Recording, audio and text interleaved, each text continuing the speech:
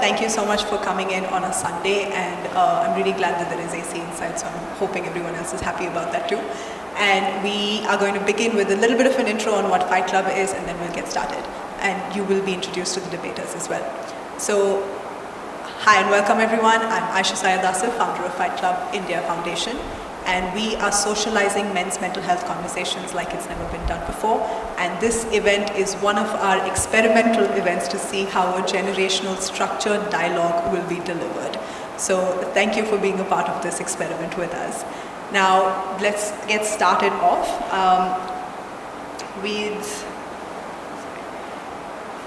this is how the event is going to go. So we're going to be putting out 3 position statements in front of the room. Not questions, just positions. Each one is a claim about men, mental health, and how different generations experience both. Before each position, I'll read some data, real numbers from Indian research, so we're not just speaking opinions, that grounds this conversation. Then each generation responds. Gen Z speaks for or against the statement from their generation's lived experiences, and millennials will do the same. You are not arguing with each other, or you can, but there is no, you're telling the room what your generation knows, what it's got wrong, and where it stands from personal experience. Audience, before and after each round, you would have all gotten your live poll links. So before the conversation starts from each position, you will be asked to agree or disagree to the statement. You can listen into the conversation, and then after the round ends, you will vote again on the same position. So I hope you have that ready on your phones. Ground rules, as I said, speak from experience, not just theory. No personal attacks, and it's okay to change your mind and accept somebody else's position.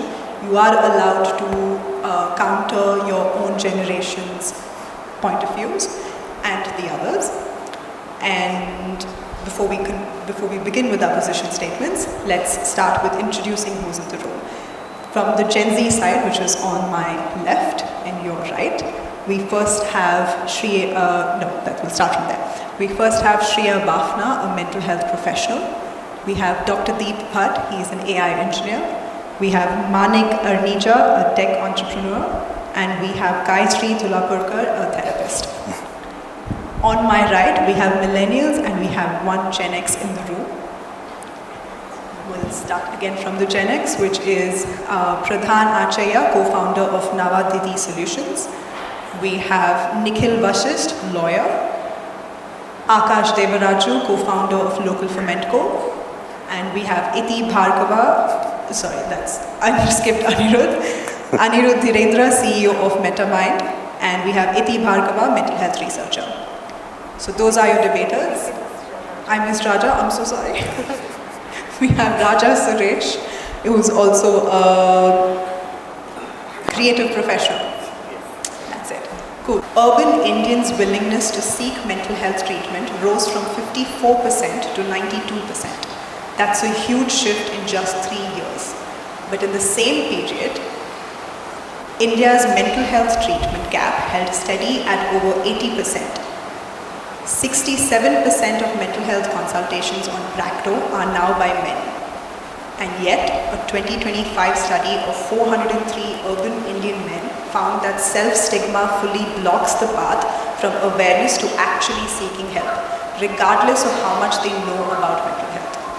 So here's the proposition. Therapy speak has made men better at talking about feelings and worse at actually having them. We will first start with the audience, who will vote on their polling to see if they agree or disagree with the statement. We will take 30 seconds for it. Cool. So now that the audience has voted, we will start from the Gen Z side.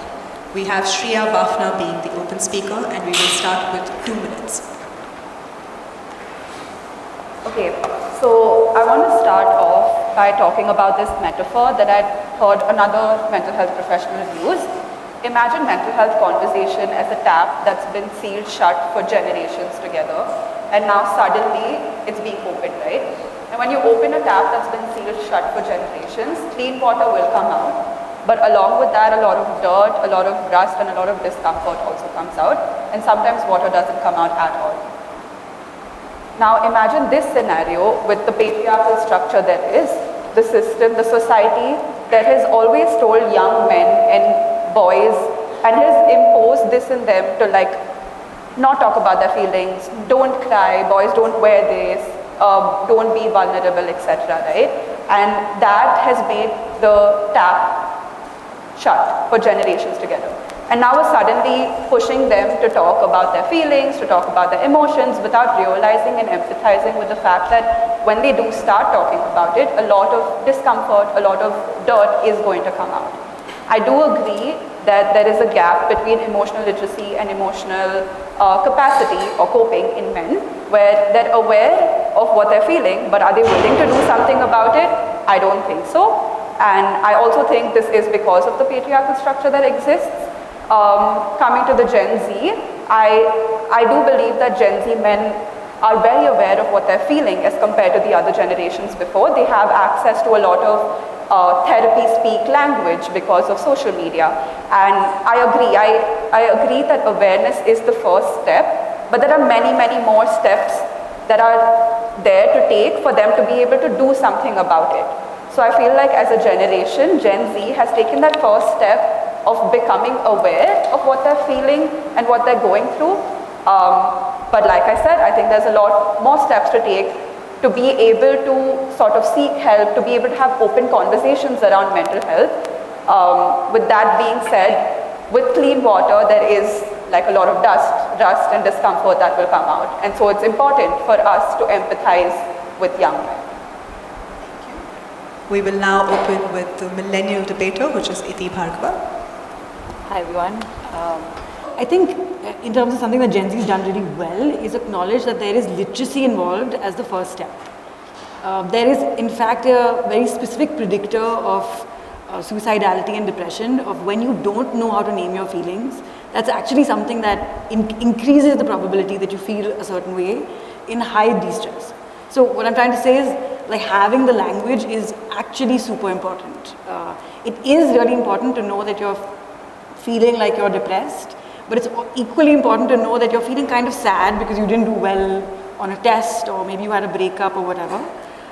And that feeling sad doesn't necessarily mean that you're depressed. So the problem with too much literacy or too much therapy speak, particularly without any next step of what do I do with this information, is that you over-pathologize a condition that you're feeling. So everybody feels emotions, everybody's feeling stressed or nervous or angry or whatever. But when you sort of leave it as the final step of your analysis, that this is my mental health, I am this person who feels anxiety all the time, what you're kind of doing is you've opened that tap, and you've kind of let it not really, it's not going either fully flowing or stopping. So you're kind of in this limbo of like, oh, I know this and I've understood this feeling, but I've actually pathologized myself to not really move forward. So that's the second point. The last point is that while, and a lot of the research I do is with like macro systems and design systems, which also says that like mental health is not a personal struggle alone. It requires scaffoldings. It requires access to a friend who can point you to a therapist, or even if it's not a therapist, it could just be a friend who can listen empathetically. So even if I have all the knowledge, even if I have all the awareness, but if the systems around me don't support me to actually move forward, you're actually kind of going to be worse off. And one of the largest studies that looked at, just destigmatizing as the end goal of like mental health in the UK, what they found was that people were able to understand, and like that's great, but that didn't translate at all to health-seeking behaviors. So in fact, in some ways, awareness is actually not even incomplete, it's a little bit harmful. So unless it's bundled with something of a space like this, or something that like triages to something that actually makes you move into an active health-seeking setup, therapy speak is actually doing more harm than good. Yeah. Cool. We'll now open the floor for 8 minutes for both of you to argue. Just take age before beauty. So I come from a generation where we saw the rotatory phone, the tape player, right? We saw trunk on it. So today 5G, Spotify, and sat phones. I don't know if it's fair to make a statement that the tap is always shut. I think it's not binary. We just have different channels of letting it go. Sports, friends, you go on a bike ride, you do something in a group, you do something as a collective, but not necessarily speak. Yes, there is a language given to it, but I think we always spoke, just that the speech was not verbalized as much as it was collective. Was the tap open? Yes. Was there dirt let out? It was called alcohol. It was great therapy. A lot of the youngsters today refrain from alcohol, nothing wrong, nothing right. But I think alcohol was great therapy for us. We had this great bonds. It made us vulnerable to the extent that we didn't care, we didn't know what we spoke the previous day. Which was great therapy by itself, you're not judged. And they wouldn't remember because they just listened, spoke, gave you gyan, but didn't know what happened the next day. So I don't know whether it's fair to say there was a shut tap and suddenly it opened. I think the awareness was there, and it will be unfair to believe that a generation did not adapt to the changing technology ways of the world. And I think we spoke in different ways. I agree. I do think that there have been different ways for people to let out what they're feeling, and speaking was not one of them before, and I think that there were a lot of other activities that we were involved in, but it sort of hasn't translated down to the generations, and it's still, when you talk about mental health, right, I do think that it's always been a stigma, especially in men, where they're not allowed to talk. I understand that there were other means to sort of express what you're feeling, but that sort of translated across generations. Like, it became intergenerational in the sense that people are not okay to talk about how they're feeling, and a lot of men, I've seen this in my male friendships also, that if they're going through something personal, they usually prefer to not talk about it or not do anything about it, to push it under the carpet and then move on. And that's their way of coping. But is that really healthy or adaptive coping then, is a question. It's just that it hasn't been translated down through to generations in a very healthy manner, because I think that the stigma still prevails around not having like open mental health conversations. Interesting point. The only thing I invite you all to say is, you're saying that men then, men before and men now seem to have the same way of coping. They don't talk. So I don't know if it's generational or if it's a man thing. To add to that as well, we are assuming that talking is the way to go in terms of improving mental health, and talking is only one half of it, as Iti said. So even if a man today wants to talk about it, and he does talk about it, it's very little impact to him to have people listen to him. If I say, hey, I'm feeling really low today, and someone comes, oh my God, that's so bad, I'm so sorry you are feeling this way, is the response. That does nothing for me, right? Yes, you are sympathizing, you are empathizing, you are feeling for me, but that does nothing for the feeling I am feeling. So when it comes to talking, it is only the first half. When you talk, whether the person you are talking to can understand that, communicate a solution to you. Men are solution oriented. Going a little away from that, the biggest issue that men and women have when they talk to each other is that a woman wants someone to listen, and a man is like, did you try this? Did you try that? Do you want to do this? Do you want to do that? And the woman is like, no, just listen to me. But a man wants a solution. So when he comes to you with a problem and he is opening up with a problem, he's hoping that you are someone that can give him a solution. It may not fix the problem, but it is a step towards that. And if that doesn't happen, then talking feels absolutely redundant. This now comes into play because I will talk. I am feeling, I will talk. I am so used to getting responses like, I'm so sorry, it will get better, try this, it may work, I don't know, I am here for you, which a man doesn't really know how to deal with. So he has the therapy speak, he uses the speak, so that he makes sure everyone else feels better about themselves when they are talking to him, so that they don't feel bad because of it. Man doesn't want to be that added burden from the feeling standpoint as well. He's still feeling. I don't think it's worse than actually having the feelings. He's still feeling. He just doesn't want to make this a bigger problem than it is, because man as a provider is always trying to think about never got to feel. When you say that men are more solution oriented, I agree with that because whenever you put yourself in a position where someone comes and talks to you about their problems, first you have to understand, like, do they consider me actually smart enough to actually have the solution? Usually people know what they want, what the solution is. Sometimes people come to that. Sometimes people don't come for solutions. They usually know what, and whenever you feel that you have to provide the solution here, you're making yourself in a place where you think you're smarter than the other person.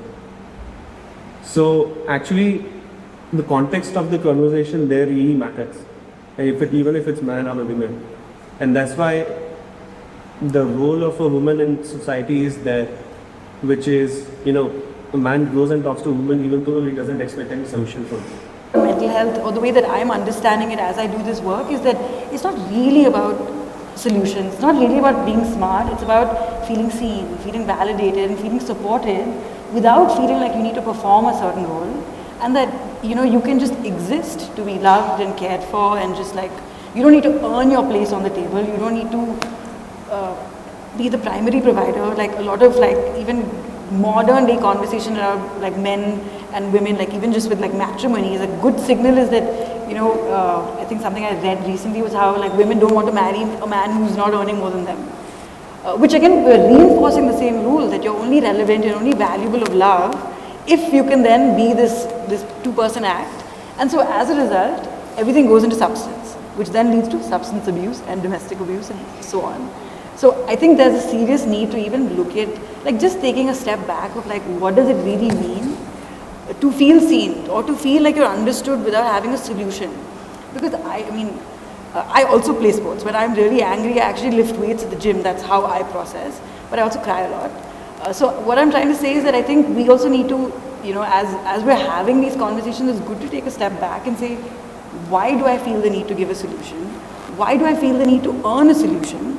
And like, is actually mental health sitting with that discomfort without actually getting to the next step? Like, am I regulated enough to feel like, okay, I've had a fight with someone. Do I necessarily need to drink or like do anything that's making it worse? Or can I just sit with it and like stay with that feeling? We were really closed. I feel like we just probably didn't have the resources or the outlets to actually figure out how you feel about a certain emotion. That by itself was your way of coping for a very long time. And I think in this generation, like you said, emotional literacy has gotten better. But I think to also add to her point, I think right now what Gen Z is struggling to do is sitting with that discomfort. All of us as humans are wired to believe that every problem has a solution. Every problem has something that's going to fix it, but maybe it doesn't. And that's what sitting with your emotions also means, that you're able to kind of see what that feeling of fear, anger, or sadness looks like without immediately countering it with other taps like alcohol or drugs or abuse for that matter. And that's the part that we're actually talking about, because I think like you said, it's great that we've now opened up a lot of doors and given men the opportunity to, or I think men have given themselves the opportunity to use a lot of words and associate them with feelings. But now we also need to take that a step ahead and see what can be done about it. Like you said, maybe a lot of times you do that in order to make the other person feel better, but I think internally what that does is also bottles up your own emotions, which is then manifested in a lot of other unhealthy coping mechanisms. So maybe right now that we have started with therapy speak and emotional literacy, that's a great place to start out. Now that we've realized this and now that there's awareness, maybe we can learn to do a little more about that. Yes. Okay. So what I've understood from you is that, okay, you've gotten that, but I think what, in simple words, is that we've gotten kind of like a silence from your generation, that we, in our way, have added some vocabulary. Then that vocabulary is not being metabolized easily by your generation. I think that's like the segue that I'm understanding. But most importantly, I also feel that to the point you mentioned, that it's everybody's still feeling that the reason we're not able to talk is because we're a burden. And I think when that social construct is removed, you will be able to express it without so much silence and in a different way, we will be able to tell, ki, hey, listen, it's not a burden, let's act around it. And then you'll be able to sit with your thoughts and, oh, I'm in a silence. Is this person thinking that I'm not able to talk to him? Is that construct very difficult? So that will be also broken. If the fundamental thing that, okay, I'm not a burden, this is not a burden, this activity, it is just like taking a medicine so that tomorrow I wake up and feel better in general. So that's just a little... No, I agree. I just have one invitation to all of you all. Did you notice how it was quickly taken on a scale of 1 or 5, not between 1 to 5? Alcohol, abuse. You go and play sport, escapism. Right? But hey, there is a tolerance band in between. These are channels. How you exercise the channel is up to each of us. And also therapy. A lot of us grew up, therapy meant, Sala Nimans jaoge, bus number 11. That was what we all grew up, bus number 11. And if you want to call someone your mental, like the way we say today, is you will take bus number 11. Right? But I'm saying, why is it the extreme corners? You see the polarization that suddenly happened about simple things like a game, an exercise, a speech, a talk, was suddenly taken to the other extreme. But there's always a tolerance band. And I think I refuse to accept the fact that you can clearly demarcate masculine with feminine. No, there is an overlap amongst all of us. And where do we seek that overlap? How much do you speak? I think all of us have friends with whom we have opened up and chatted on a serious conversation, zero alcohol, zero drug, zero nothing, zero expectations of even a solution, like he said, though mentally we are wired towards that. But we have spoken. And I think once we realize that we are either taking it to 5 or 0 and nothing in between, I think it may help us. And it's I'm not making an observation, I'm just asking us to think on those lines.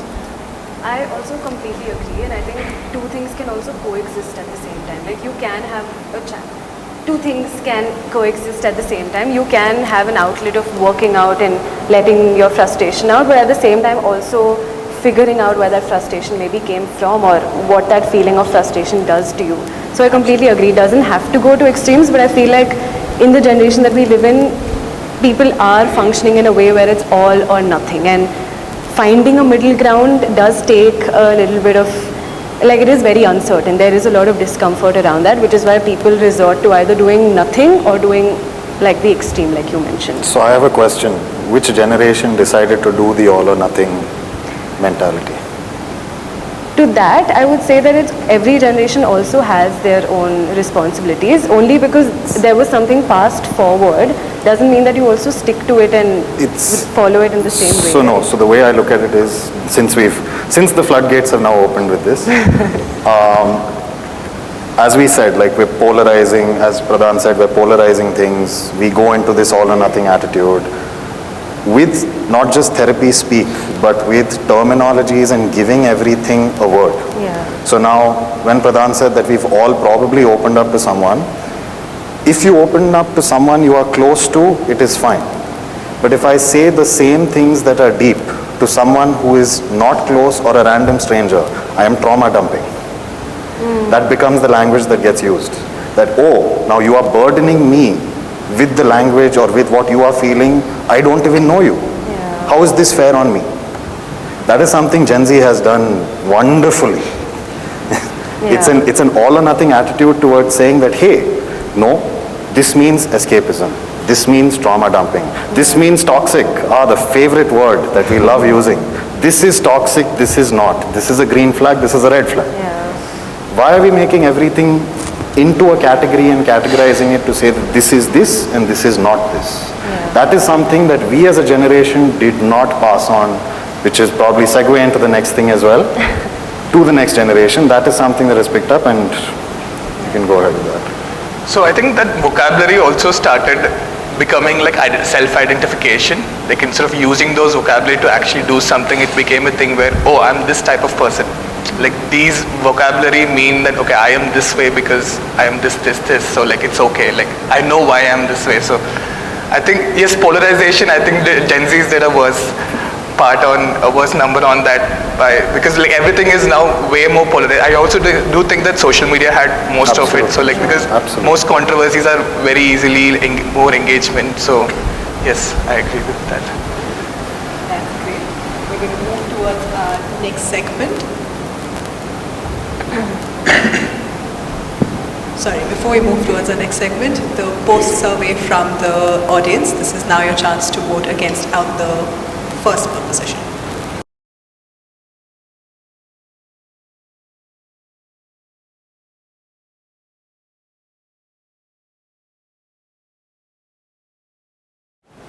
Round 2. A landmark study across 9,205 Indian men found that the youngest men aged 18 to 24 held the most rigidly masculine attitudes of any age group. A 2026 survey across 29 countries, including India, found Gen Z men are twice as likely as boomers to believe a wife should obey her husband. Meanwhile, only 41% of Indian youth aged 15 to 24 think seeking mental health support is a good idea. That's the lowest of 21 countries surveyed. India has 491 million social media users, 68.6% male, and Gen Z spends over 3 hours daily on these platforms.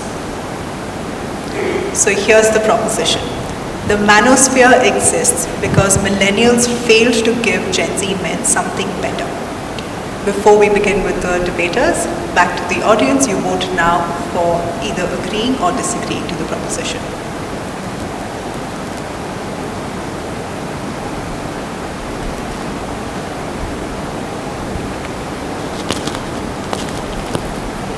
For this round, we will start with millennials. The opening speaker would be Nikhil. Vaishnav. I Wait for question. Can we start? Yeah, you can start. We wait for it or wait for now. So we wait for the. That's Okay, so there's a little bit to unpack over here, so I'll just get started with the manosphere bit. I feel like manosphere offers two things. One is certainty and identity, in the sense that it gives a lot of certainty, just to that refer, and identity as to who you are, and this is the world that you live in. This is what manosphere aggressively and positively emphasizes. I will just remember that and I'll circle back to it. So now what millennials did, and in my generation, what we did is we questioned a lot, because me as myself, I just put an eye stick at it because I saw a lot of my uncles who were extremely navigant, who treated, who was in this manosphere space where whatever that we associate with now was there in my generation before as well. And our generation, what we did is we questioned it. Why should a man do it? Is this what the world really is? Is this who I really am? This is how we did the Socratic method of asking questions. Is this it? Is this it? And then this is where I think we gave a part solution to the generation ahead, in the sense that let's question everything, but we didn't necessarily provide answers to the extent that to this point, even today, to this day, I don't know the answers myself. But I questioned a lot, but then the younger generation, or this might be a little blanket statement, so I'll just call it down a little bit further, that part of the Gen Zs or the part of the younger generation who don't like these questions and want answers probably reached out to this manosphere, which provided what I earlier said, identity and certainty. So to sum it up, what I feel is there is a little bit of honesty in not knowing. Like there's a little bit of honesty when I say I don't know what it is, but certainty is just easier to live with. So when I'm okay to be in the uncertainty, I'm okay with it. But then if someone who wants an answer, who doesn't want the uncertainty, reaches out to these fears and becomes a bit of a hive mind into saying, you are a man, you are supposed to do ABC, and the world expects you to be doing ABC. So to answer the prompt directly, I don't think the millennials failed to provide the answers. I think we pondered about these questions ourselves, and in these ponderings is where we found ourselves, but a segment of the Gen Zs probably don't like questioning and they just want answers. That's where I stand on this issue. Yeah. Yes. So I think I wanted to understand, why does the manosphere exist? So for me, I think it is deeply rooted in loneliness, as in, okay, what does all my suffering mean? Like, what is, when you have a question of what does any of this mean, or what does my suffering mean? I feel like manosphere gives a very clean, like you said, clarity. It is what giving you clarity to say that, okay, I'll tell you the overall story of what Manosphere is trying to print. So the story is that you're not the problem. This is the world is like this outside, and if you just do these steps, you will actually succeed in life. So that is the story that Manosphere is trying to push outside. And I feel like this is deeply rooted in loneliness, because when you have that solution-oriented attitude when you're alone, and I feel like the next thing you would look for is like, okay, what does any of this mean? Why am I suffering? So Manosphere gives a very easy answer that, okay, you're not the problem. And these are the solutions that you need to look forward to. And the answer is, okay, Manosphere now exists. So I don't think it's a generation issue as to like, did millennials do this or just Gen Z did this? But the red pill exists. So my thing is, what is the alternative? What is the blue pill story? The red pill story is so strong to say that you're actually not the problem. This is the problem, go do it. So there is no alternative or like a very strong story statement that is there in the blue side. What is the blue pill story? So what I think is a blue pill story is vulnerability, which is something Manosphere is completely against or shown as a very big weakness sign. Yes. Sorry, some of my friends here from my generation, blue pill is not what we are thinking about. So when you look at the blue pill, red pill thing, I think it's about the comfort of ambiguity. Right? A lot of us came with ambiguity. I remember when this whole thing was, when we were growing up, there was a book written by a gentleman called Neil Strauss, which was The Game. He's supposedly a New York journalist who invaded into the pickup artist society, the underground society, went on to become the creme de la creme of that. I remember all of us reading that book and trying to figure what is peacocking, what is this, what is that, right? Those are channels again. We say there's a lot of traffic. Who's this traffic? It's we. Society. Whose society? It's we. How is it that we are able to just disconnect and say, no, the problem is outside? We are the problem. As long as we can, sorry for using the word, but man up to the fact that we are part of the problem and we're trying to find answers, where we are okay with ambiguity, we'll question, we may not find the answer and say, dekha jayega, we'll figure it out along the way. Whereas you want the red pill of saying, and probably it's the digital world, it's Boolean, ones and zeros. You'll want it, it doesn't. But we grew up with a lot of 2 into 2 is 4, 4 into 4 is 16, right? I don't know how many of us know our table. So it's that. It may be different, but how are we adapting? How is it that we are? I think it's escapist in our thought process that we are not part of the problem. Yeah. So I don't think it's a red pill, blue pill problem. It's about, are you willing to take the right pill to fix what is your problem? How is it that all of us have the same red pill or the blue pill problem? I think to add to that, it's more than just feeling lonely. So two things. One is the manosphere existed well before millennials, Gen Z. We can go back all the way to World War I, and manosphere probably existed there as well. It's just that it happened in smaller clumps and there was no direct access. Like as you said, social media has now given you direct access to everybody. Manosphere in Germany, manosphere in Uttarakhand, manosphere in Malaysia can all come together and band together and become one strong manosphere. Again, I'm using this word maybe very wrongly. I don't know the proper lingo behind using manosphere in a plural sense. But the problem that comes into play, even from our first prompt, is that men lack clarity within themselves. So now when you don't have that clarity as to who I am as a person, the manosphere gets to dictate that for you. And who are they? As Pradhan said, it is all of us. So when we get together and some of the stronger voices decide to say, man is like this, man behaves like that, man will do this, we follow. And the easiest way to do that is movies, social media, anything that we feel is appealing, anything that we as a society chose to give appeal to. I'll give you guys a story. It might sound like trauma dumping, I don't know. But with regards to this manosphere, and this is well before social media was in its thing. I was in school, I had just graduated school and I was moving to the US for college. And just before going, a bunch of my friends were like, oh, you're going to America. And our vision of America was a frat party. College was frat party. You go, you'll party, you'll sleep with a lot of women, you'll have access to all of this, it'll be amazing. And so the conversation amongst men in my school were that, oh, Anirudh is going to go to America and sleep with a lot of girls. This is going to be amazing for him. What a time, all of that. I was a sports person. My main goal was to participate and win in the Olympics in sprinting. So for me, none of this mattered. Parties didn't matter, women didn't matter, none of that. It was all about this. But I did not have pure clarity in myself as a man. So when manosphere started talking about me sleeping with women and that this is going to dictate my manliness, it got into my head. So I went to America. I still did my thing. I still trained for the Olympics. I barely went for parties, didn't sleep with any women or any of that. Not that my parents are watching, but just saying it as it is. But when I came back, I made up this story that I had gone for the Halloween party. A few women had flirted with me, but I added to it saying that I then went and slept with them. And that made me the hero in my group. I was the king of manosphere here, if that is the right way of using it, I don't know. And so now that story went on and on and on. I was like, oh, this guy, he did it. People who never knew me had heard about this story because it had trickled down. I'm assuming in the manosphere or just in general. I'll stop saying manosphere.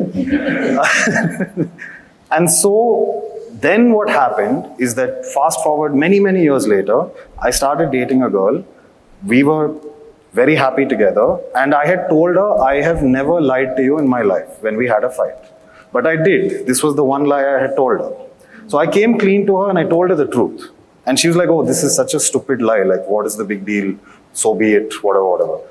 I said, yeah, but I want to say that I am now never going to be someone who lies to you. This was the one lie I had told you. So now this is me telling you the truth. Fast forward to us breaking up. Very bad breakup. I was hurt. I was heartbroken, blah, blah, blah, blah, blah. But it gave me clarity as the kind of man I wanted to be. I wanted to be a truth-telling man. So this stuck with me. And so then I reached out to every single person I knew or remembered who I had told this lie to and messaged them and said, hey, remember this?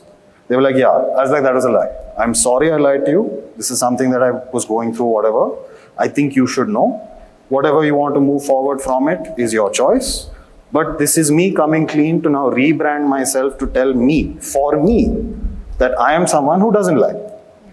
But I had to retract, go back, do all of that. And that's a lot of work. It's a lot of dealing with the manosphere and fighting the patriarchy and all of that for me. Which is what men need to figure out within themselves. How they do that, I don't have that specific answer. But the manosphere, coming back to this, is what dictates all of that. When we lack clarity of who we are within, the manosphere then controls us fully. And now with social media, it makes it so much easier to do it. I don't think it was specific to millennials passing it on or creating it for Gen Z. It existed for a very, very, very long time. I also feel that, I'm so sorry. I also feel that now, considering the millennial and Gen Z and everybody's talking about the internet aspect of it, the manosphere has become very, very strong, mainly in regards to the whole anonymity surrounding who's amplifying it. If the opposite of that, I mean, if somebody knowingly promotes the manosphere aspect of it, you know how badly they get pushed down and shuts down, and that works in the positive favor of things. To be in the positive side of things, if everybody does it without the umbrella of anonymity, and we don't have the pressure of, okay, be toxic, this, that, all of those. I think all of them can be subdued in a very well way. Okay. Actually, we would want more men like you to be the people who pass down things to the generation that we have. But the unfortunate reality, and I think I'll disagree with you on this point, is that there are not men like you who are being heard and very popular as well, right, on the pedestal. Unfortunately, the men who are being put on the pedestal are like Andrew Tate, right, who have like the norm, there is an erosion of norm that has happened over time where, you know, you pretend to be good and you're not. That's a hypocrisy that was accepted. Nowadays, it doesn't happen. It is actually promoted that you become a more selfish, egocentric, misogynist, racist person, and that is promoted. And if you're not, then you're looked down upon. In a weird way, that has been an expression of like the selfishness and egocentricity of men, and that is providing answers to the young men that they lack. This also comes from the position, because when you said that if someone promotes that manosphere, they are looked down upon. They are not, because Andrew Tate is the person who is the most Googled person, I guess last year, even about Donald Trump. There are people who are like Sneaky or someone, if they walk on the street, there will be extreme following, they will be surrounded by all the teenagers. You can see all the images and everything. And why young people are following them is because they, when you said like manosphere, people will look down upon anyone who supports manosphere, was because of shame, right? Now what these people have done is they have removed that part of shame as something that is they even feel at all. Like they have removed that organ like an appendix. They have completely removed it, and it makes you feel that you won't be judged at all if you do anything shameless. Because they don't judge themselves as well. The hypocrisy doesn't exist if you yourself don't have a standard of how you look at yourself as, right? I will not name the person who's the most powerful person here because I want to go to that country someday. But he is so popular because of this. It's not despite of that. He's because of this he's popular. Because actually, as you said, he's rewarding it as well. Yeah? It's a reward for being that way. Yes, it is a reward for being that way. It is a reward, like, you know, you come to go to, and any time, like Andrew Tate would say, I have a Bugatti, and I have this, I have that, and if you don't want a Bugatti, if you don't want to live up to my standards, your girlfriend will sleep with me, or anything like that, right? And that is rewarded. That is what, you know, confused men, and also him as well. Like, there is a documentary of Manosphere at Louis Theroux. He actually goes into the depth of why they exist like this is because their abusive dads have made them like this, right? So it actually, what I'm trying to say here is, what men like you have done is actually on point with diagnosing the problem that the old patriarchy exists, and this is a problem. But when Andrew Tate walks into a room, that room is just empty, right? He's the one who's speaking, he's the one who everyone is following. And that narrative, there's a vacuum that has been spread. And yeah, I think that vacuum has to be filled by the millennial men or men from our generation as well, for the later generations. That it is not okay to be an asshole. It is not, currently it is actually promoted and you're looked upon, like you're looked up to if you're an asshole. But yeah, it is I'm not. going to add a little bit of a layer back towards the proposition. It's good that we're discussing in terms of what works and what doesn't work within that space of manosphere, and we'll stick to the concept and not names. In the fact that there is a generational divide on the conversation, now whether that is from different factors, what we're trying to also understand is where is, now we have certain key figures promoting a certain narrative in the manosphere. The generational divide here, or another key pushing question here, is why do we not have either of the generations having key figures that allow us to see the opposite end of it? Now, where does that responsibility lie? Is it in the Gen Zs, for the Gen Zs who are figuring it out in the world that they've been provided and in the context that they've been given? Or does that responsibility lie with with millennials and Gen X and so on, where they've experienced enough of it through your own experiences as well, and are able to lay a roadmap for the next one? Have we done that or have we not? So, I think before we answer that, we need to have clarity on whether we are looking at this problem from a systematic lens or a people lens. Because as Sir said, he was looking at it from an individual lens. We need to look at it from a people's lens, or the people who are forming the manosphere. He is a person who stood up to his truth. On the other lens, manosphere, as we have been discussing for a past few minutes, we have been seeing it as shame cultivated into a system that has now as you mentioned, removed shame from the system altogether. So if we see it as a system problem, we would only look for systematic solutions that, we would need something that's an anti-manosphere, something like a place that breeds the exact opposite when as manosphere does. On the other hand, if we look at as from a people lens, all we need is, as you mentioned, we need prominent figures. We do not necessarily need something that's the exact opposite of manosphere to fix this. So we need clarity on how we are approaching this problem before we move on to answer. True. So, just to jump into that, I think a couple of themes emerged, but I'll just get to the point. I think some of the role models that we had growing up was like the idea of Shah Rukh Khan and Dilwale Dulhaniya Le Jayenge. I think that's a really good cultural point also to look at how we reframe masculinity from this like soft boy, this romantic and blah blah blah, to like look at the films we have today. And obviously the context and the socio-political, all of that is, I'm considering that. But like look at the films that have grossed the highest margins, Animal, Kabir Singh. Like what are you promoting? You're sort of kind of using the same manosphere ideas and saying, ye to normal hai. This is how it is. And that's kind of what Donald Trump has done. I haven't He still has to go. You can't use his name. Come on. We'll bleep it. We'll bleep it out. But what I'm trying to say is that I think that's a really good point because, it's easy to say that, few people can be reflective and have a good therapist and like work and all of that. But what we really need is cultural icons. What we really need is like an alternative to be like, I can be really strong and manly and whatever, and I can be incredibly soft.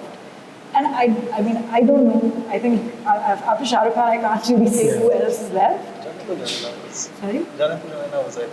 Imran Khan. Yeah, Imran Khan, yeah. But I think Shah Rukh Khan. Imran wasn't big enough, no? But yeah, I'm curious about what is your,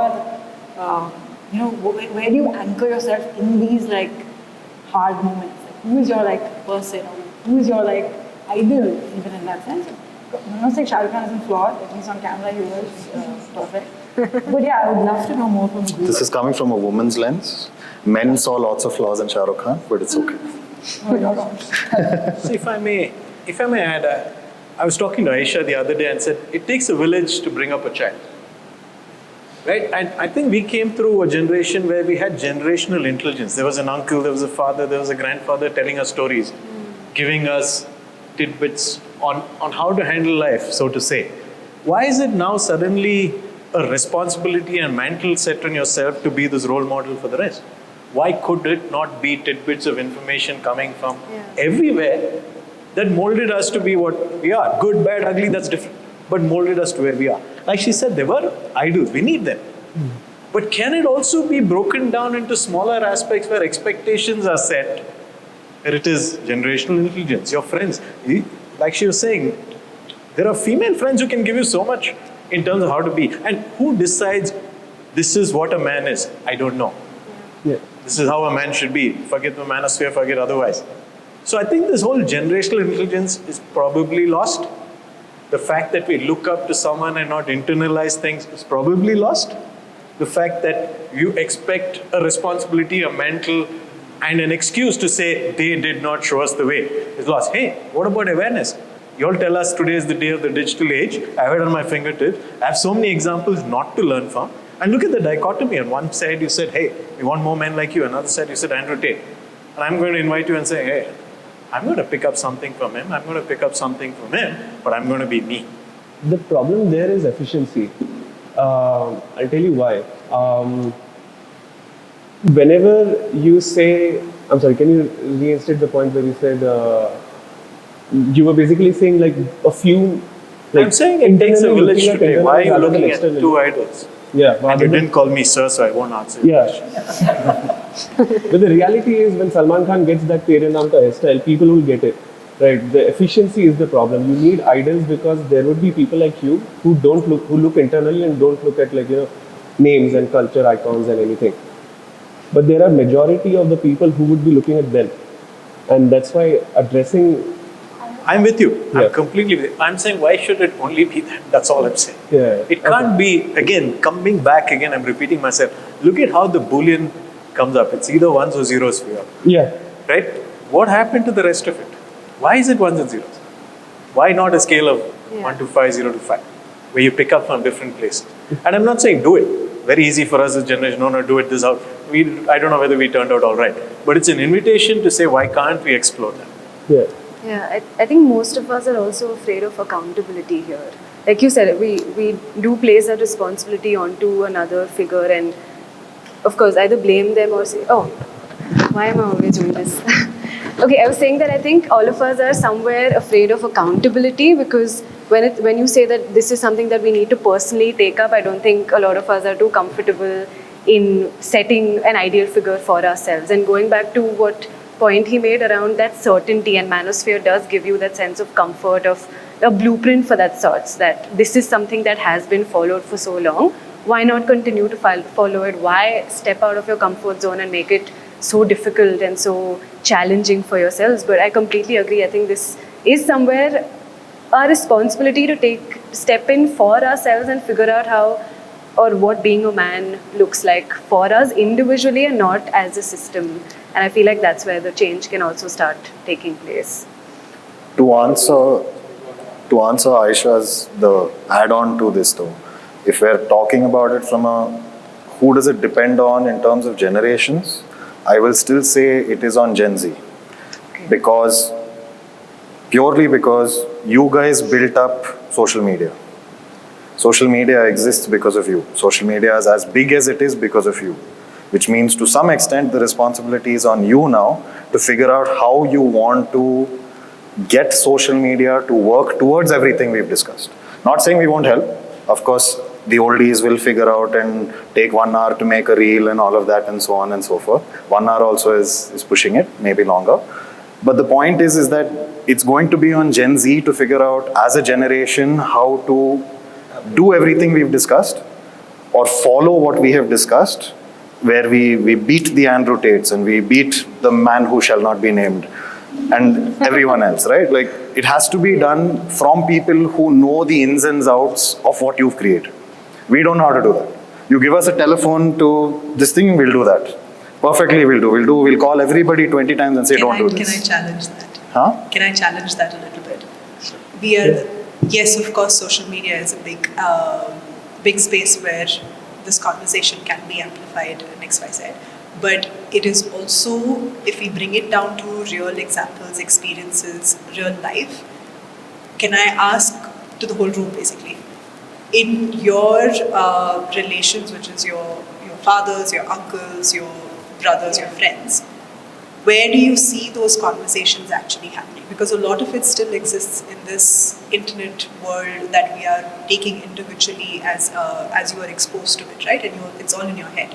But in practice, in feasibility, where are you actually seeing this play out? When I say where are you seeing this play out, are you seeing the responsibility, as you said, it should be more from the Gen Zs? Are Gen Zs looking at it as, oh, we need to do this and we have to figure this out on our own, without knowing from our fathers, without knowing from our brothers as to what is it actually that we're supposed to do? Or are you seeing it the same way? Are you seeing that, oh, we didn't get it from our previous generation, so we're now figuring it out ourselves, so we don't know what to tell the other the next generation, which is your younger brothers, friends, whoever. Where is that playing out in your lives? I feel, with my 2 cents, when it happens on a one-to-one individualistic level is when it really gets amplified. Because after speaking to a bunch of people, what I've realized is amplification is good, groups are good, but a lot of people, at least in my age group, have told that groups are not that beneficial. When you have that one anchor telling you, or you're confiding and it's working out, that gives you a positive thing. You are putting that positivity in another person, and that compounds one to one is when it really works out. Yes, they do have the responsibility of amplification, but I think it is done on ground level, on a very face-to-face, extremely not manner, then it really helps, is my 2 cents on it. And I had clinical depression, and I came back, and the only place I wanted to come back was when I was living abroad. My parents have never gone to therapy. They don't understand the therapy speak, blah, blah, blah. But I think I was very certain that I needed it, so my parents and my brother would drive me to the therapist, wait for me, and then I'd come back, all of that. But I think what this experience taught me was, one is that it's a community. It takes a village, like you said, to do anything. But it takes a village to be healthy and to feel like you belong and that you're worthy and all these things. I think the way of doing this is knowing that I'm able to update my beliefs. I think my parents did that, and that's why we built a better relationship, because I was able to be extremely vulnerable without them telling me a solution. Like, you went abroad, that's why you're depressed or whatever. But making it easy for it to be a non-judgmental space for all generations. To be like, and I'm sure my parents have been depressed. I think it's a very common experience, by the way. But I don't think they had the words at the time or the resources. They got by. You can get well also without any help. But creating that environment for, I don't know what I'm going through, but I just want to tell you. And suddenly you feel like you're not in it alone. Because that's kind of what this manosphere, social media plugs in, right? Like, say if you had a big group of friends that you're like, I'm going to go downstairs and play with them. Suddenly, I mean, the science behind that is very solid. But even just emotionally, you feel like, okay, I had a bad day, but I got a good game of football with my friends. So there's that shift that requires in-person attention, space, that is hopefully non-judgmental, to create these bonds of what the hell do I do with this vulnerability? If I can't share it with somebody who won't decide that I've, usually you're vulnerable to something bad you've done, something that you're not comfortable with. And if that person is like, oh yeah, actually that was kind of shitty of you, which it might be, but what you're really looking for is that I belong even because of my mistakes. So all this to say, I think what we really need more of is the ability to engage in something we're not sure about. And not sure about as in you're still in the pursuit of learning, but most importantly in the pursuit of learning this other person. That maybe I've known this friend for 20 years, but because I'm going through something, I'm able to actually build a deep connection with them. And as a result, I feel like I belong. And as a result, I feel like I'm worthy because I've just supported somebody I loved. This is a long story, but I think the main point is on being able to update your beliefs that you once held very closely, but they could be wrong. Yeah. I think to add on to that, one last bit of this, of unlearning and relearning a lot of things, because I don't think we can assign blame to one particular generation and say that they passed something forward or there's a generation not doing anything at all. I think there's also again that bit of accountability and being able to make these spaces where vulnerability is okay and normalized and not questioned in general. And I think that's why it is everyone's personal responsibility to also see how they're able to make that space for themselves and for the people around them. And I think the more we do that, and the more, I think, of course, Gen Z has a responsibility to take something forward and give something to the next generation around doing social media better in general. But I feel like Pradhan said earlier, I'm calling you Pradhan now, that we did also rely on our fathers and grandfathers to kind of impart some insight into us. And that's why for us to also go back and rely on them, I feel like there's also some unlearning that needs to happen in those generations as well. It's almost like a house being built. Unless your foundation is sturdy enough, you can't expect to have all the other floors on top of it balanced by themselves. So I think that's something that I also wanted to agree. I do add on to that. What I was trying to say is, okay, you see some families having the privilege, some families not having it. I've understood after talking to a couple of people, is putting yourself really out there and first understanding what's good, what's bad. After you had that clarity, and even for that, you have that 20-year-old friend and 10-year-old friend, just being very straight up and asking, are you okay? All of that really helps. Once you've broken that barrier, finding a mentor really helps. And I don't feel it is the responsibility of a Gen Z, to help take it forward big. Okay, good. If you're taking that responsibility, great. But it's also ours to maybe, we might also want to help Gen Alpha also, because why not, right? It also has to reverse. We also have to learn a lot from you guys. So in that context, finding a mentor, really opening up barriers, really breaking down the floodgates. Otherwise, how you guys say, we're cooked, right? So that is really critical. Otherwise, it's like just how we were talking in the morning. Like it's just going to the gym and then coming back and then just eating grab food. So it makes no sense. So really acting upon it is what would help. I think adding on to more on top is also, and slightly a question to you as well. What happens is, even though the social media is run by Gen Z, and the voice which holds the most power is still, the people who are hyper successful, right? Otherwise, people don't listen to anyone who is not successful. He gives some advice, but that doesn't work for him. And why should I follow him? And Gen Zs don't have that many hyper successful people. Statistically, it is not possible. Because they are like, maximum age is like 28. How many hyper successful people are there at 28? Very few. But millennials would be having hyper successful people. If not, then age just gives a more value to the words they say.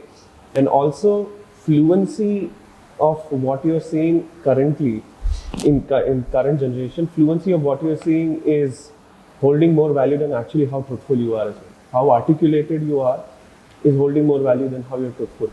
So Gen Zs are not articulate because of the ambiguity we have, what works, what doesn't work, what will make a successful person. It is not there in the Gen Z, obviously, for obvious reasons. So I think it was Mark Twain who said, at 17, I thought my parents were the most ignorant bunch. I didn't want to be seen with them. By 25, I was surprised of how much they've learned in the last 7 years. Right? It's that. We have believed that the super hyper successful, whatever that word you use, is my target segment to learn from. We've forgotten that there is information around us. This morning, standing with all of y'all sitting inside, there was so much I learned. Yeah, there is definitely your ability to learn. Look at the fact that, how we would have stereotyped before. If I was the only one with a notebook over here, I'd have said, look at the Gen Zs, no notebook. You had a notebook, you were making notes. Does that make us different? Or does that make us similar? Each of us are unique, and someone said, because we're all unique, we're all the same. So I think at some stage, we got to break this notion of there is a barrier, a wedge in between, it's this or that. I think somewhere, like she said, let's man up. Let's also share. Let's learn from each other. If we at our age, sir age, believe that we can't learn from you all, shame on us. Shame on us. It's a collective responsibility. And I think we're striving for utopia if we believe this is how it should be. No, we have to make those micro engagements and see how it improves. I think it's a collective. Cool. Let's take a breath. And before we move to the next round, this is back to the audience. You can go back to your polls to see if this has changed your position. On round 2. More than double the rate of increase for women. The male to female suicide gap widened from 2 times in 2014 to 2.5 by 2021. At the same time, 43% of Indians report feeling lonely. That's the 3rd highest in the world. And 1 in 5 unmarried Indian men under 30 report having no close friends. So here's the proposition. Men today know more about mental health and are lonelier than any other generation before them. Back to the audience, you can poll first.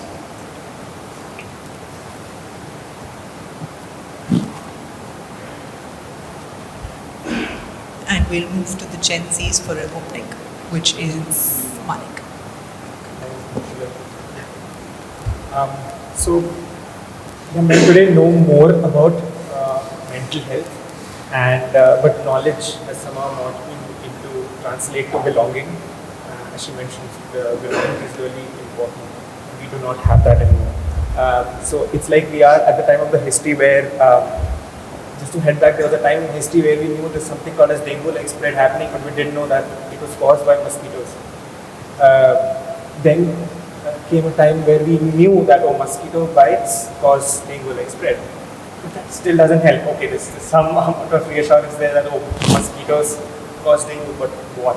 I have dengue now what? Then came the point in the history where we can now finally have people treated and medicated for dengue and make sure they don't die of it. I think the transition is yet to happen. We still stay at a point where we are lonely. We know the therapy speak, but the next step, the actionable step, the taking accountability step, that transition is still pending. And I'll tell you why. The social media amplification, what it has actually done. So I come from a generation that wants to be accepted, financially independent, attractive in all manners, including sexually, and compete with men their age. And I want to be all of this at 25. And so this just doesn't make me lonely. It makes me lonely while I see those men perform success on social media. I see them every day. It makes me lonelier. So the loneliness, and I remember the other day I was sitting at the table with a few of my friends, most of them were women, and I said that it's easier to raise the oppressor gender than the oppressed gender. Like I kind of meant it's easier to raise a man. But then I realized I was coming from a place of ignorance. I was turned down the table immediately. There were 6 women, all came up to me and said, "What the fuck? No. It's difficult to raise men. It should be difficult to raise men because we have been ignorant for years in terms of understanding our own problems as such in this system. And now with social media amplification, it's just I'm lonelier than ever. And as soon as I start talking about it, there's an element of accountability that comes with it. Now that makes the journey even lonelier because you could just resort to ignorance. And that's fine. You will find a bunch of people there. It's not that lonely. But now, when I enter this territory, I can now accept that. I'll be very honest. Like 10 years ago, I was a sexist pig. I was a huge sexist person, and a few residuals of it still remain. But throughout this journey, it was so lonely. I could not come on stage and accept that. A year ago, I was sexist. I still am, but I am willing to change. Can you help me? Can you help me with this? So this becomes even lonelier. So through and through with ages, I think this loneliness is amplifying with multiple causes.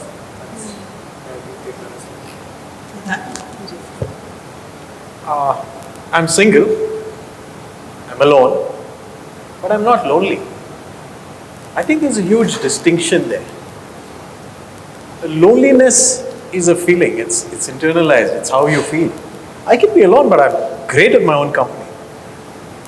We grew up in a generation where we said clothes maketh the man. Fake it till you make it. Nothing much has changed. The amplifications has happened in the social world that we are. What were we based on? Your social status, the amount of money you make, and of course, supposedly how good you are in bed, but today that's also amplified. So it hasn't changed. It's magnified, it's amplified, but we have not learned from what has happened with the others. We believe we are the only generation that it happened with. It's happened across the times. The provider thing. We grew up in a patriarchal society. We were all MCPs growing up. What changed? Awareness and a little bit thing. I think the fact that we do not understand that even if we are alone, we're not lonely. I think there's a huge distinction that a lot of us are not able to make. And I don't think the baseline measures of what a man has to be has changed much. How well you do, how good you look, how good you're in bed. This whole body count thing hasn't changed. You've given different names, different terms, but it hasn't changed. I think we have to collectively look at becoming a support system to help this rather than saying it's a Gen Z, Gen X, Gen Millennial problem. The fact that we're talking more about mental health, I think is great. But I think we're also trying to look good in front of everyone saying, I went to a therapist, I got myself treated, I'm getting treated. But are we processing it? Are we internalizing it? Are we working on ourselves? I don't know. I think the jury's out on that, and it's unfair to paintbrush an entire generation saying, y'all are not processing it or you don't know how to process it. I think it's very individualistic. But the measures, the metrics, and the assessment still remains the same. So I actually disagree with the statement. The thing is, men today actually do not know more about mental health. They know words regarding mental health. So they've heard the words that are about mental health, which is self-care, self-love, all of that. But they don't know what it is, what is mental health for you, when you think about it. Now, even when you spoke about your whole experience, throughout that time, you didn't know what it is about your mental health. You felt lonely. You were surrounded. Your journey was a lonely journey. You felt alone. But throughout that time, your mental health was low and you didn't know what to do about it, right? So the point is that when we talk about saying that, oh, men know more about mental health, they don't. They don't know about mental health, they just know the words around it. And the other problem is that apart from actual mental health, you also have a lot of pseudo mental health stuff that is being spoken about. Again, I will sound like a stuck tape recorder and even a boomer in one sense, that social media is what is amplifying that. I go on social media, I see 20 people telling me that if someone has hurt me, I should cut them out of my life. I shouldn't even interact with them. That is going to help my mental health and boost my mental health. Which is why so many men who are single have no friends. Back in the day, the older generations, when they used to riff with each other, they used to say the nastiest things to each other, like the most mean, derogatory things that you could think of. And then they'd be like, okay, come, let's share a beer. So they accepted that this is not what I meant. I'm saying it as a joke. There was an understanding. That no longer exists. Everybody is trying to read between the lines. I may say, oh, hey, that's a really nice shirt. But I would have said shirt. And suddenly now, he's thinking, oh, he paused on shirt. What does that mean? We're trying to read more into it, right? That is the problem. We talk about saying mental health, but when we're talking about mental health, we're only thinking about all of this. How am I feeling? I'm feeling good. Okay, if I'm feeling good, what does that mean? Not really. And I'm going to bash Pradhan here a little because he's only spoken about being a village. Yes, you can be a village, but if the whole village is saying the same thing and it's not working for you, it doesn't help. Now, I, as an example, am probably a complete anomaly. So I grew up mostly raised by women. I had 5 women in my life, my mom, her 2 sisters, and my 2 grandmoms. They were my idols.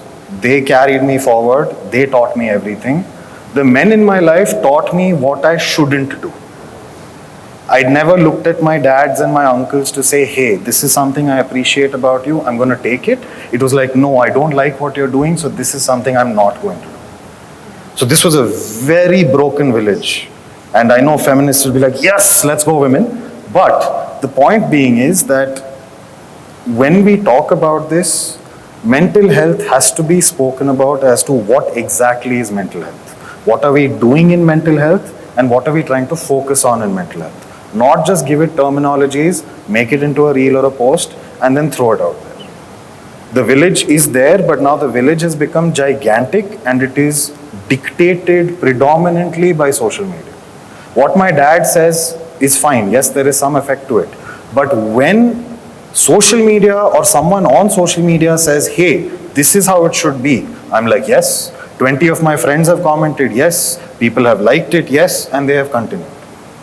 And to answer your question, it's the super successful are not dictating social media. It's actually a lot of the Gen Z kids. Twitch, which is the #1 streaming platform, most of the Twitch streamers that are #1 are below 25. So they're all within Gen Z.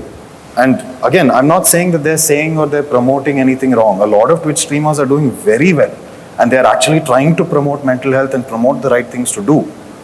But that's the thing. It's the onus on these people to say, hey, we need to now calibrate and shift social media from a toxic engagement spot to something that is a little more healthy.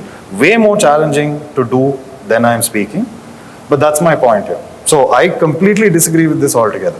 The loneliness stems from, you don't even need to be alone to feel lonely. I could be surrounded by people and still feel lonely. Because if even one person doesn't understand who I am, I will feel lonely. And what happens post-marriage is that men fully go into their families. My family is my family, so I only focus on them. And so friends generally take the back seat. There's nothing wrong with that.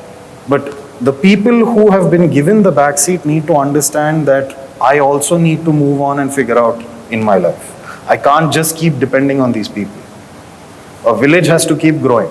A village cannot stay the same. I have to agree with Anirudh. I think, due respect to both of you therapists, I think today my therapist is AI.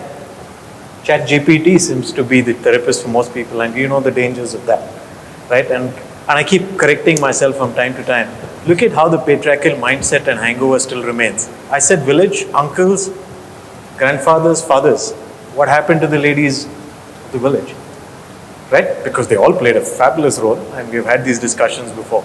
So yeah, it's about we correcting ourselves, catching ourselves, saying that patriarchal hangover still remains. How you may mean in your head, by village I mean everyone. But you said these three things, man.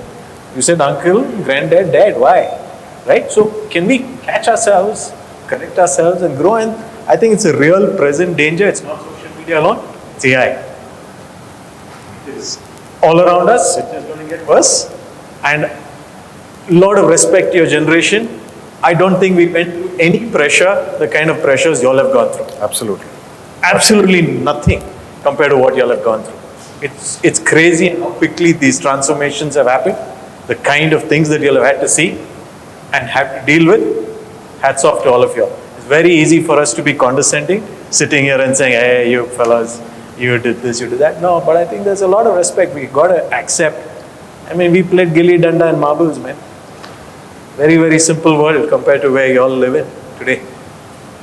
The thing that we did, I wrote about this, and I think the problem is that we're raising boys to be boys, and we're raising girls to be, see if somebody's not feeling good, see if somebody is quiet, see if somebody is, grieving something.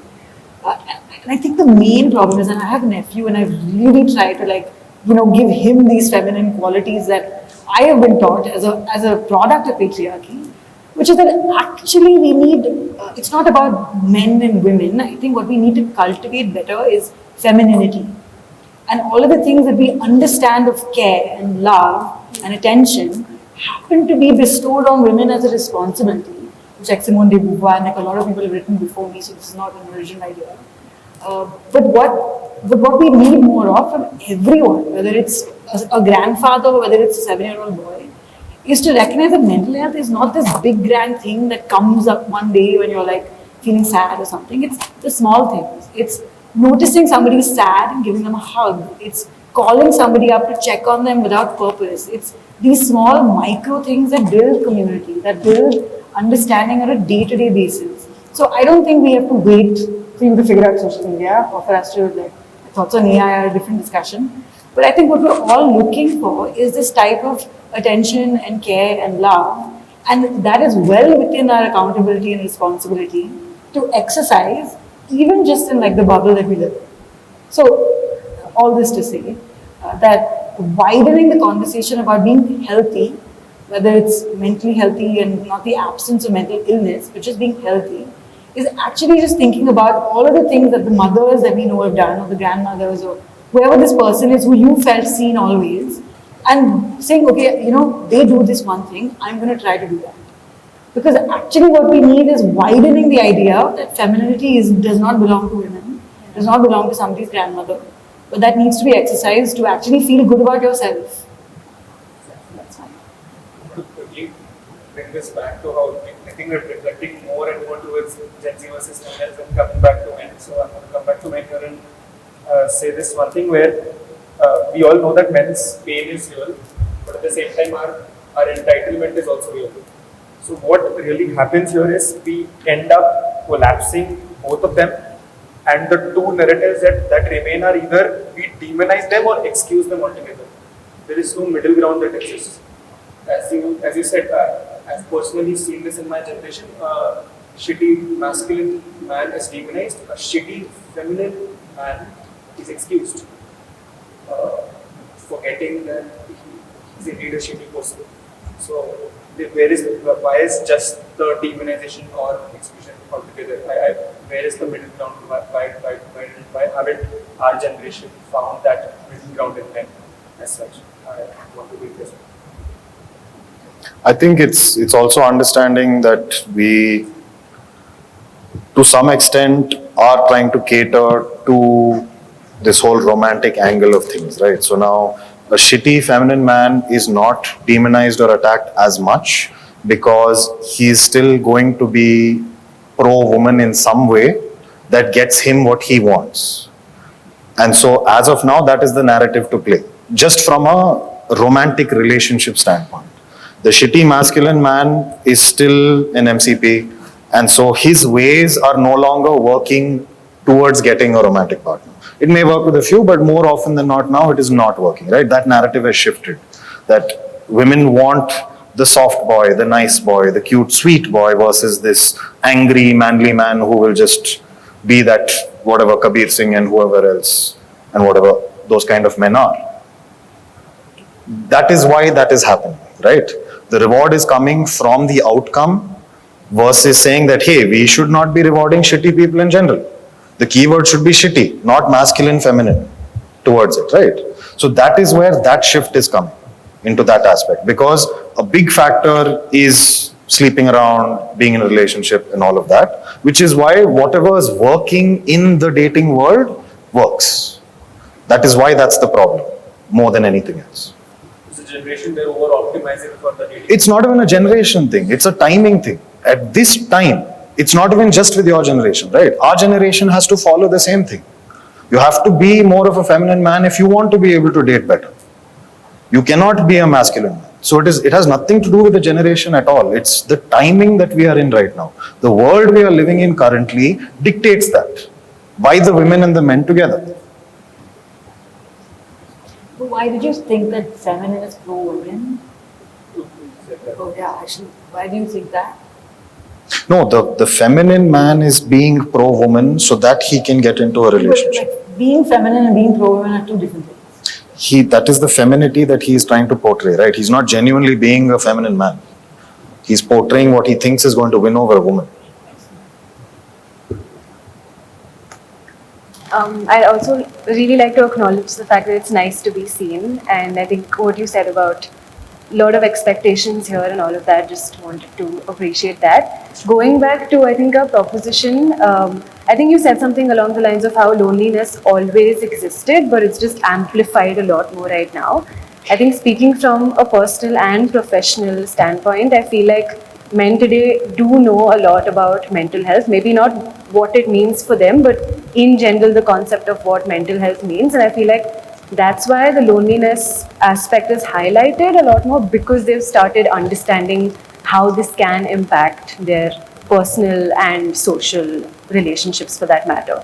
So I think that's something that I also wanted to understand your perspective on, because I think it's almost like saying that I'm hungry but not being able to eat any food. That's what's happening in this generation. They're very well aware of what emotions mean, what feelings mean, how thoughts can be processed, but because there's no words or terminology translating into action, going back to the very first point of therapy speak being here and there, but are you really doing anything about that? And I think which is why I also agree with the statement of men do know a lot more than other generations might have known, because of the access and resources that we have today, which in turn is also bringing about this loneliness factor a lot more, because I think now men are a lot more aware about what vulnerable interactions can look like, but they don't feel safe enough or manly enough to have those with maybe certain people around them. So to add on that, I would just say loneliness is not about not knowing people, but it's feeling unknown among the people you know.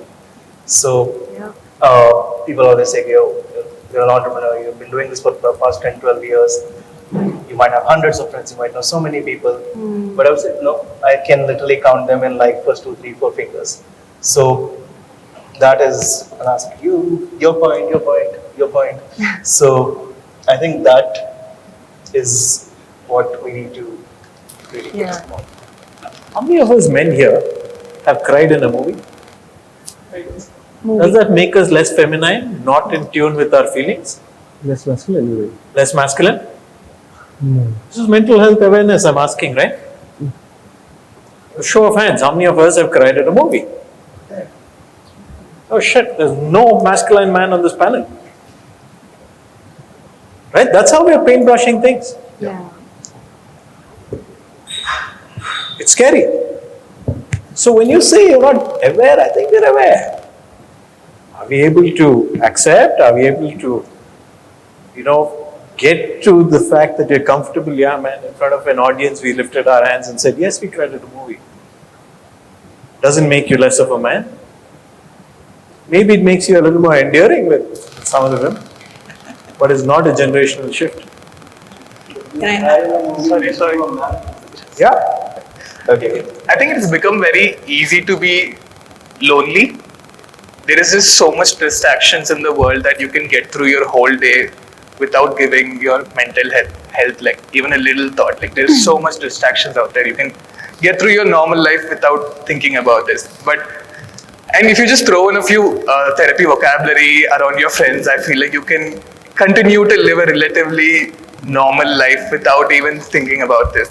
But real progress comes from discomfort, where you actually expose yourself to other people and let that interaction change you, let that interaction affect you, which is uncomfortable. And I think the world today is very focused on removing every single uncomfortable scenario we have out of our lives. And this is just simplifying and easing all our lives by just pretending or like just performing the therapy speak and just easily not even think about it and just get through your life. Very surface level fixing that we're. And just to agree with you and disagree with the proposition, I think we've learned the language of what it means, what are these terms, we've understood all these things, but we're not able to adapt to how do we fix our learnings. This is what I'm trying to say is, men today know more about mental health, yes I agree. Are lonelier than any generation before? Probably. But are these two things connected? I really don't think so. Having knowledge does not necessarily lead to being more lonely. Having knowledge, yes, that's good, but has that led to loneliness?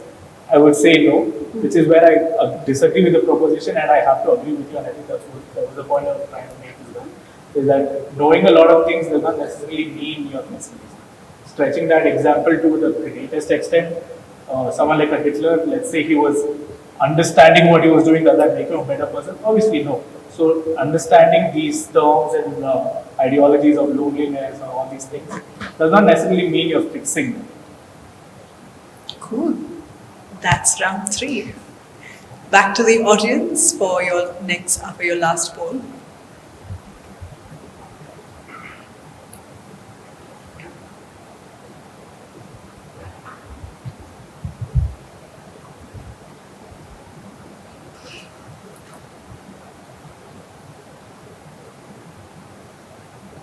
I'd like to just get you back to the post survey and just take 2 minutes to complete that, please. And that includes the spaces.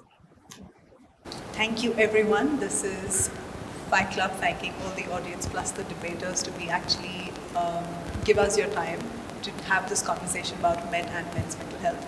As I said, Fight Club exists to socialize the conversation of men's mental health like it's never been done before, so expect more interesting events, experiences from us. If you aren't already following us, that is Fight Club _approved on Instagram, and this is a recorded conversation as a YouTube production, so that will be coming out in a couple of weeks, and the entire thing, as well as you can see a lot of the clips on Instagram as well. We can now disperse for food, and I'm pretty sure everyone's hungry, and we can take it from there. If you have any questions, socializing with the debaters, you can do that after. Thank you. Thank you so much.